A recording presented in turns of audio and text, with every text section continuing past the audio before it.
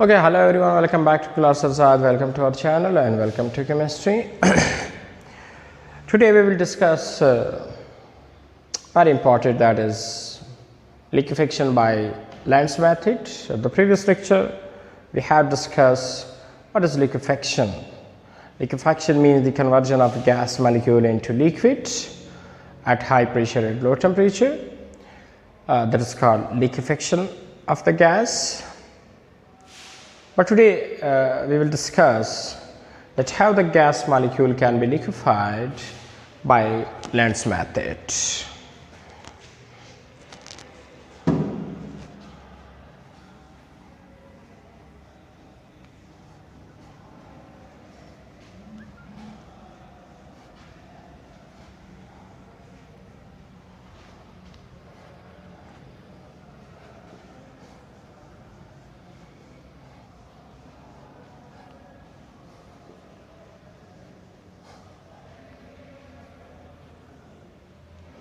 Okay, liquefaction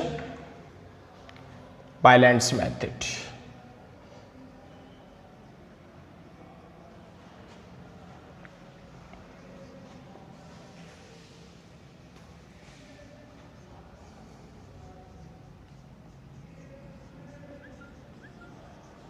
देखिए, कोई भी मेथड हो, गैस तब ही लिक्विफाइड हो सकता है अगर एक हम हाई प्रेशर प्रोवाइड कर दें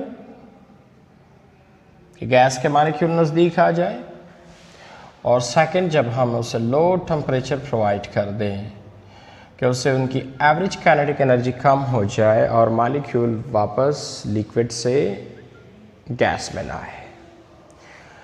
तो देखते हैं कि लैंड्स ने किस तरह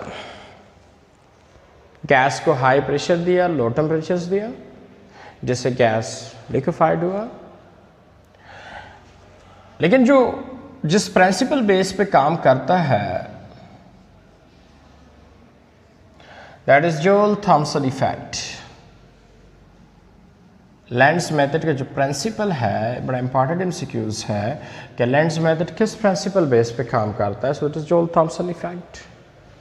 eight the previous lecture we have discussed in detail what is Joule Thomson effect.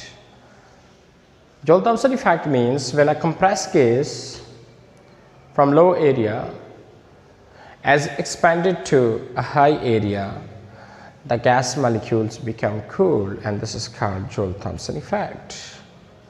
लेकिन क्यों जब compressed को हम expand करते हैं, compressed gas को expand करते हैं तो वो cooled हो जाता है, क्योंकि जब gas के molecule expand होता है तो उनके बीच जो फोर्सेस है वो ब्रेक होना शुरू हो जाते हैं।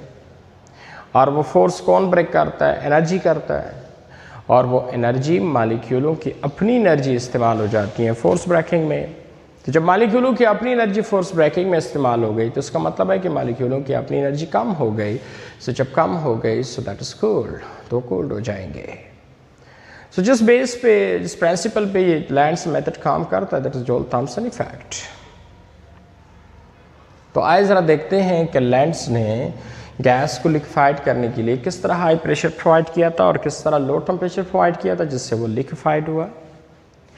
ओके, सपोज ये वो गैस है जिसको हमने लिक्विफाइड करना है, वो इधर से आ रहा है। एंड फर्स्ट ऑफ ऑल जो ही अंदर आएगा तो सबसे पहले कंप्रेसर पे पास होगा। सबसे पहले ये गैस किस चीज पे पास होगा? कंप्रेसर पे। कंप्रेसर क्या करेगा?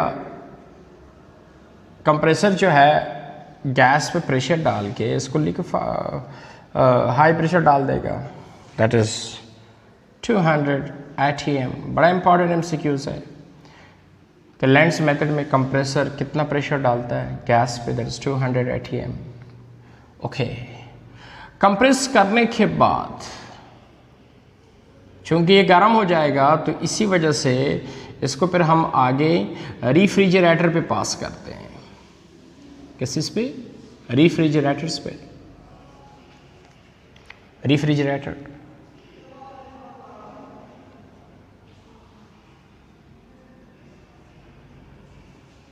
और रेफ्रिजरेटर जो है वो कंप्रेस गैस को थोड़ा ठंडा कर देगा, कूल कर देगा, क्योंकि कंप्रेशन से याद रखिए गैस बहुत गर्म हो जाता है, तो वो कूल डाउन हो जाएगा बाय रेफ्रिजरेटर्स।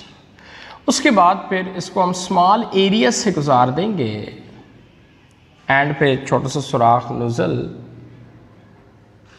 होगा, और वहाँ से फिर हम इसको लार्ज एरिया में एक्सपैंड कर देंगे।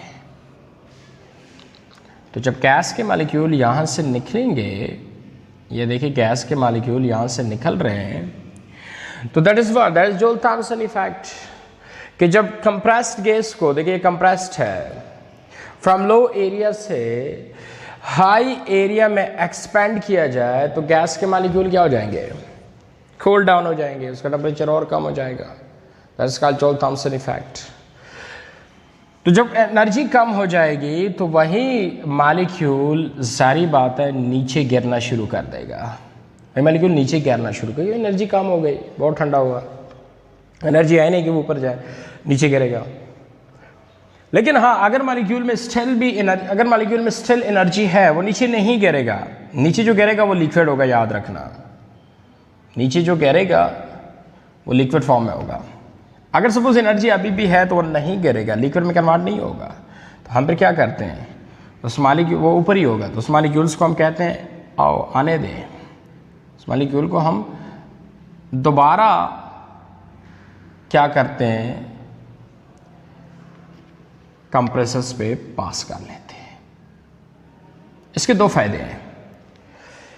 एक तो ये है कि जब ये देखिए ये मॉलिक्यूल ज़रा कूल तो हो चुके हैं ना, इस यहाँ से जो आते हैं उससे कूल्ड है, तो इनकमिंग एयर्स को गैस जो आ रहा है, यही मॉलिक्यूल जब इधर दोबारा आ गए तो वो उनको कूल्ड कर लेगा। लेकिन ये दोबारा हम इसमें क्यों गुजारते हैं कि एक दोबारा कंप्रेस्ड होकर रेफ्रिजरेटर्स पे पास होकर जोल थॉमसन इफेक्ट से आए कि उसकी एनर्जी और कम हो जाए। कम हो गई तो नीचे गिरेगा, ना हुई फिर ये प्रोसेस, ये रिसाइकिल है, फिर ये प्रोसेस पे हम ले जाते हैं।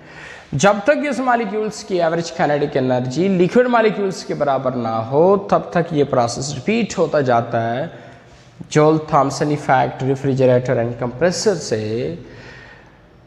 और जब मॉलिक्यूल्स की एवरेज काइनेटिक एनर्जी बराबर हो जाए तो वो नीचे गिरेगा और नीचे गिर के लिक्विड बनेगा। So that is all about liquefaction of gases by Lenz's method. Compressors 200 atm pressures, refrigerators, आगे जोल थॉमसन इफेक्ट मैंने आपको डिटेल में बयान किया था, वही मैकेनिज्म इस्तेमाल कर ले तो एवरेज काइनेटिक एनर्जी मॉलिक्यूल्स की लिक्विड के बराबर हो जाएगी, नीचे गिरेगा, ना हुई तो ऊपर दोबारा गुजार दे एंड सो आखिर बराबर हो जाएगी, वो मॉलिक्यूल नीचे गिरना शुरू कर देगा। जो मॉलिक्यूल नीचे गिरेगा दैट इज लिक्विड।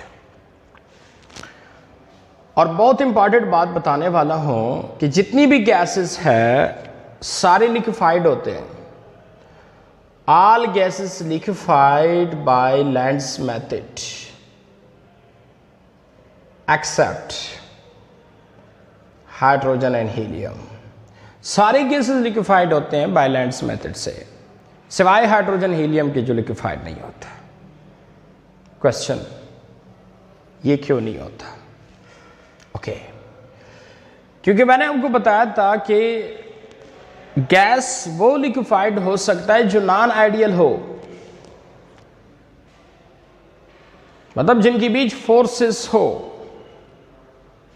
लिक्विफेक्शन के लिए फोर्सेस का होना जरूरी है, लेकिन अगर गैस आइडियल हो जिसमें फोर्स जीरो है तो वो तो सारी बात लिक्विफाइड नहीं होगा।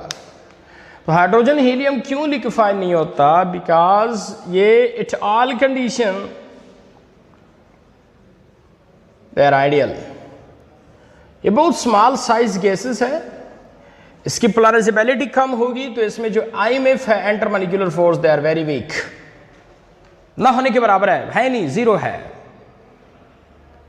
तो जिन गैस मॉलिक्यूल की साइज कम होती है, उसकी पोलराइजेबिलिटी कम होती है, उसमें आईएमएफ इंटरमॉलिक्यूलर फोर्स कम होता है, जीरो होता है, so they are ideal. What is ideal gas? जिसमें फोर्सेस जीरो हो। What is non ideal? जिसमें फोर्सेस हो। तो हाइड्रोजन हीलियम चूंकि एट ऑल कंडीशंस पे जितना भी प्रेशर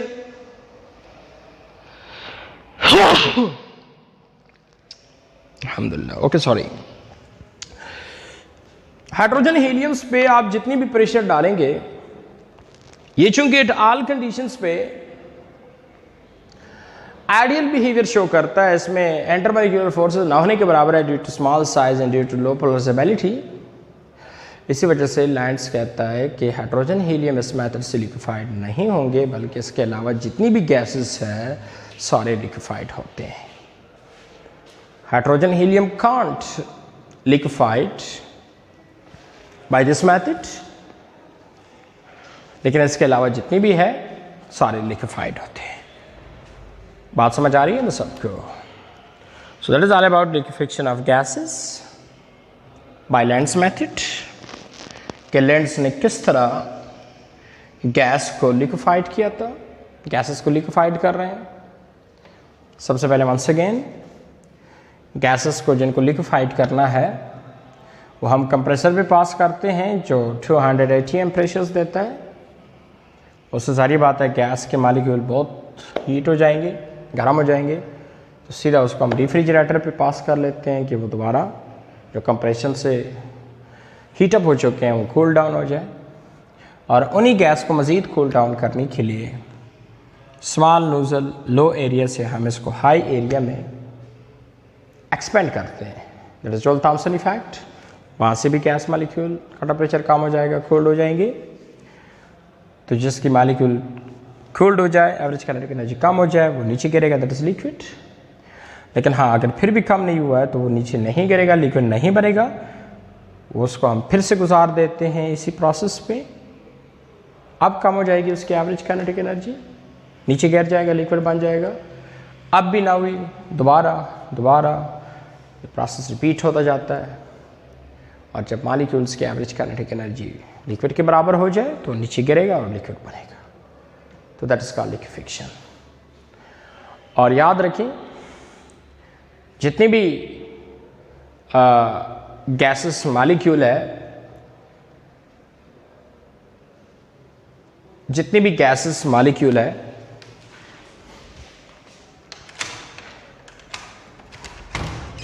अल्लाह आपको जन्नत नसीब करे। जितनी भी गैसेस मॉलिक्यूल है, सारे गैसेस मॉलिक्यूल लिक्विफिकेशन से लिक्विफाइड होते हैं, लेकिन दो मॉलिक्यूल्स हाइड्रोजन एंड हीलियम जो लिक्विफाइड नहीं होते, क्योंकि ये आइडियल बिहेवियर शो करता है एट ऑल कंडीशंस पे। आइडियल लिक्विफाइड नहीं होता कभी नहीं, क्यों? क्योंकि उसमें IMF एंटरमॉलिक्यूलर फोर्सेस नहीं होते। तो सारी बात है, जब एंटरमॉलिक्यूलर फोर्सेस नहीं होंगे तो कैसे हम इसको लिक्विफाइड कर लें? सो इसका मतलब ये हुआ कि ideal gas can not be liquefied at all condition. So that is all about liquefaction of gases by Lance method. Thank you very much for watching this video.